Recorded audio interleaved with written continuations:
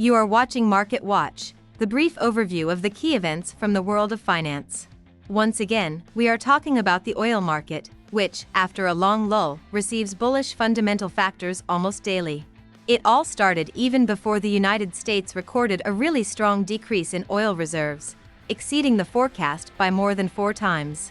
Then the market received an additional growth driver, in the form of another block of incentives for the economy of China, which is the largest importer of oil.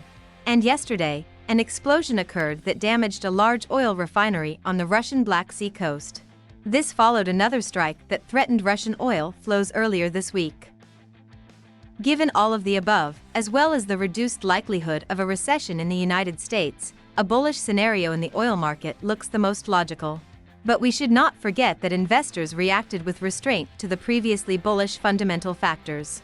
Therefore, the stabilization of the situation in the Red Sea, the improvement of weather conditions in the United States, and even more so if it becomes known that the growth rate of China's economy is not accelerating, all this may put pressure on black gold quotes. But until then, American WTI crude oil may continue to grow towards a strong technical resistance level at $78.50 per barrel.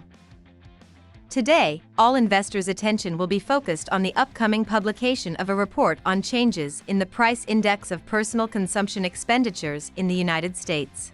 This indicator is the most accurate representation of price changes, so the Fed pays attention to its release.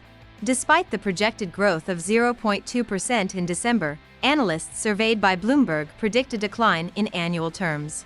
Therefore, only an unexpected excess of the predicted value can provide additional support to the US dollar and, as a result, weaken the demand for gold. The rise in the cost price index is also a bullish signal for the oil market. Concluding today's review, let's pay attention to the consolidation of the largest cryptocurrency in a narrow price range. The lack of sales is good news for buyers, but does not exclude the development of a more powerful wave of decline. Bitcoin is trading in a really narrow price range, indicating market uncertainty. As a rule, after strong surges, an accumulation phase occurs, after which the movement often continues in the same direction as before consolidation. Therefore, it is extremely difficult to exclude the possibility of a decline in quotations to the next support at $35,600.